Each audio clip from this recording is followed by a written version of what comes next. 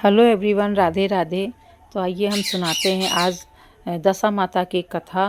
तो पूजा की वीडियो मैंने अपलोड कर दी है, आप लोग ज़रूर से ज़रूर देखिए घर में कैसे पूजा करनी है। तो आइए चलते हैं, सुनते हैं कथा दशा माता की। दशा माता व्रत कथा के अनुसार प्राचीन समय में राजा नल और दमयंती रानी सुखपूर्वक राज करते थे। उनके 2 पुत्र थे। उनके राज्य में प्रजा सुखी और संपन्न थी। एक दिन की बात है कि उस दिन होली दशा थी। एक ब्राह्मणी राजमहल में आई और रानी से कहा, दशा का डोरा ले लो। बीच में दासी बोली, हाँ रानी साहिबा, आज के दिन सभी सुहागिनें महिलाएं दशा माता की पूजन और व्रत करती हैं। दशा इस डोरे की पूजा करके गले में बांधती है और जिससे अपने घर में सुख समृद्धि आती है। अतः रानी ने ब्राह्मणी से डोरा ले लिया और विधि अनुसार पूजन करके गले में बांध दिया। कुछ दिनों के बाद राजा नल ने दमयंती के गले में डोरा बांधा हुआ देखा तो राजा ने पूछा, इतने सोने के गहने पहनने के बाद भी आपने ये डोरा क्यों पहना है? रानी कुछ कहती इसके पहले ही राजा ने डोरे को तोड़कर जमीन पर फेंक दिया। रानी ने उस डोरे को जमीन से उठा लिया और राजा से कहा, यह तो दशा माता का डोरा था, आपने उनका अपमान करके अच्छा नहीं किया। जब रात्रि में राजा सो रहे थे तब दशा माता स्वप्न में बुढ़िया के रूप में आई और राजा से कहा, हे राजा, तेरी अच्छी दशा जा रही है और बुरी दशा आ रही है। तूने मेरा अपमान करके अच्छा नहीं किया। ऐसा कहकर बुढ़िया दशा माता अंत ध्यान हो गई। अब जैसे तैसे ही दिन बीतते गए, वैसे वैसे कुछ ही दिनों में राजा के काट बाँट, हाथी घोड़े, लाभ लश्कर, धन धान्य, सुख शांति सब कुछ नष्ट होने लगा। अब तो भूखे मरने का समय तक आ गया। एक दिन राजा दमयंती से कहा, तुम अपने दोनों बच्चों को लेकर अपने मैके चली जाओ। रानी ने कहा, मैं आपको छोड़कर कहीं नहीं जाऊंगी। जिस प्रकार आप रहेंगे उसी प्रकार मैं आपके साथ रहूंगी। तब राजा ने कहा, अपने देश को छोड़कर दूसरे देश में चले, वहाँ जो भी काम मिल जाएगा वहीं काम कर लेंगे। इस प्रकार नल दमयंती अपने देश को छोड़कर चल दिए। चलते चलते रास्ते में भील राजा का महल दिखाई दिया। वहाँ राजा ने अपने दोनों बच्चों को अमानत के तौर पर छोड़ दिया।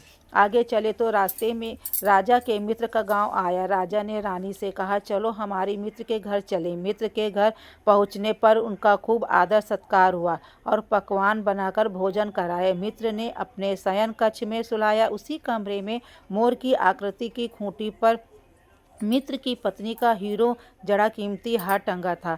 मध्य रात्रि में नींद खुली तो उन्होंने देखा कि वह बेजान खूंटी हार को निकल रही थी। यह देखकर रानी ने तुरंत राजा को जगाकर दिखाया और दोनों ने विचार किया कि सुबह होने पर मित्र के पूछने पर क्या जवाब देंगे। अतः यह यहाँ से इसी समय चले जाना चाहिए। राजा रानी दोनों रात्रि को ही वहाँ से चल दिए।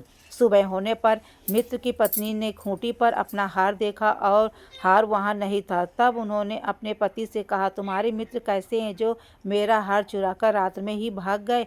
मित्र ने अपनी पत्नी को समझाया कि मेरा मित्र कदापि ऐसा नहीं कर सकता। धीरज रखो, कृपया उसे चोर मत कहो।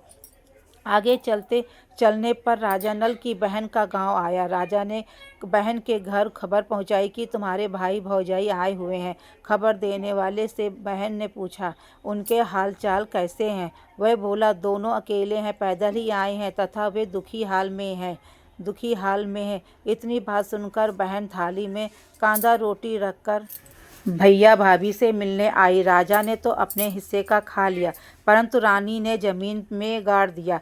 चलते चलते एक नदी मिली। राजा ने नदी में से मछलियां निकालकर रानी से कहा, तुम इन मछलियों को भूंजो, मैं गांव में जो परोसा लेकर आता हूँ। गांव का नगर सेठ सभी लोगों को भोजन करा रहा था। तब राजा गांव में गया और परोसा लेकर वहां से चला तो रास्ते में चील ने झपट्टा मारा तो सारा भोजन नीचे गिर गया। राजा ने सोचा कि रानी विचार करेगी कि राजा तो भोजन करके आया है और मेरे लिए कुछ भी नहीं लाया। उधर रानी मछलियां भूनने लगी तो दुर्भाग्य से सभी मछलियां जीवित होकर नदी में चली गई। रानी उदास होकर सोचने लगी कि राजा पूछेंगे तो सोचेंगे कि सारी मछलियां खुद खा गई। जब राजा आए तो मन ही मन समझ गए और वहां से आगे चल दिए।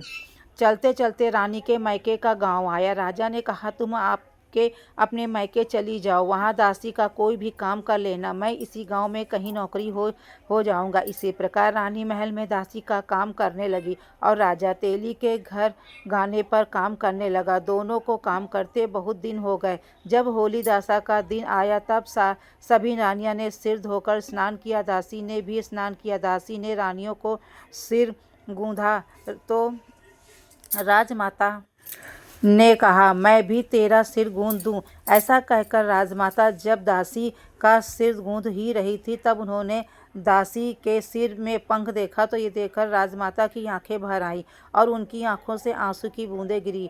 आंसू जब दासी की पीठ पर गिरे तो दासी ने पूछा, आप क्यों रो रही हो? राजमाता ने कहा, तेरे जैसी मेरी भी बेटी है जिनके सिर में भी पद्धा था और तेरे सिर का भी पद्धा है। ये देखकर मुझे उसकी याद आ गई। तब दासी ने कहा, मैं ही आपकी बेटी हूँ। दशा माता के कोप से मेरे बुरे दिन चल रहे हैं, इसलिए यहाँ चली आई। माता ने कहा, बेटी तूने ये बात हमसे क्यों छिपाई? दासी ने कहा, माँ मैं सब कुछ बता देती तो मेरे बुरे दिन नहीं कटते। आज मैं दशा माता का व्रत करूँगी तथा उनसे गलती की क्षमा याचना करूँगी। अब तो राजमाता ने बेटी से पूछा, हमारे जमाई राजा कहाँ हैं? बेटी बोली, वे इसी गांव में किसी तेली के घर में काम कर रहे हैं। अब गांव में उनकी खोज कराइए और उन्हें महल में लेकर आए। जमाई राजा को स्नान कराया, नए वस्त्र पहनाए और पकवान बनवाकर उन्हें भोजन कराया। अब दशा माता के आशीर्वाद से राजमहल नल और दमयंती के अच्छे दिन लौट आए। कुछ दिन वही बिताने के बाद वह अपने राज्य जाने को कहा। दमयंती के पिता ने खूब सारा धन, लव लश्कर, हाथी घोड़े आदि देकर बेटी जमाई को विदा किया। रास्ते में वही जगह आई जहाँ रानी ने मछलियाँ को भूना था और राजा के हाथ से छील के झपट्टा मारने से भोजन जमीन पर आ गिरा था। तब राजा ने कहा, तुमने सोचा कि होगा कि मैंने अकेले भोजन कर लिया होगा, परंतु चील ने झपट्टा मारकर गिरा दिया था। अब रानी ने कहा, आपने सोचा कि मैं मछलियाँ भूनकर अकेले खा लिया होगा, तो परंतु वह तो जीवित होकर नदी में चली गई थी। चलते चलते अब राजा की बहन का गांव आया।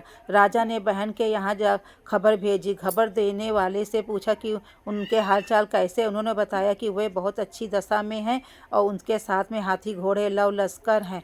ये सुनकर राजा की बहन मोतियों की थाल सजाकर लाई। तभी दमयंती ने धरती माता से प्रार्थना की और कहा, माँ आज मेरी अमानत मुझे वापस दे दो। यह कहकर उसे उस जगह को खोदा जहाँ कांदा रोटी गाड़ दिया था। खोदने पर रोटी तो सोने की और कांदा चांदी का हो गया। ये दोनों चीज़ें बहन की थाली में डाल दी और आगे चलने के लिए तैयारी करने लगे। वहाँ से चलकर राजा ने अपने मित्र के घर पहुँचे। मित्र ने उनका महल के सामने ही खूब आदर सत्कार सम्मान किया। रात्रि में विश्राम किया।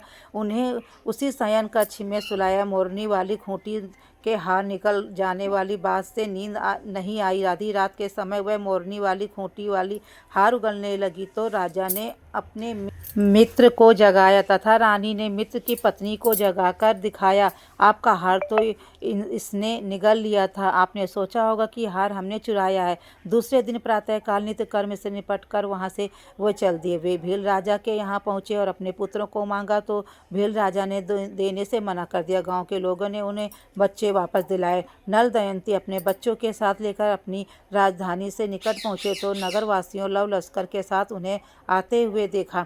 सभी ने प्रेम पूर्वक उनका स्वागत किया तथा गांजे बाजे के साथ उन्हें महल पहुंचाया। राजा को पहले जैसा डांट बांट हो गया। राजा ने नल दमयंती पर दशा माता ने पहले कोप किया, ऐसे किसी पर मत करना और बाद में जैसी कृपा करी वैसे सब पर करना। ये थी हमारी दशा माता की कथा कहानी। व्रत सुनने से सारे संकट दूर होते हैं, जो भी घर के कलेश होते हैं वो दूर होते हैं। तो इस व्रत को कथा सुनने से बहुत अच्छा होता है। अगर हमारा वीडियो यूज़फुल लगा तो प्लीज़ लाइक सब्सक्राइब ज़रूर से ज़रूर करें। कमेंट्स में बताइएगा ज़रूर। और आप सभी लोगों को दिल से राधे राधे, हरे कृष्णा। दशा माता की कृपा आप सभी के परिवार में बनी रहे। हरे कृष्णा, राधे राधे।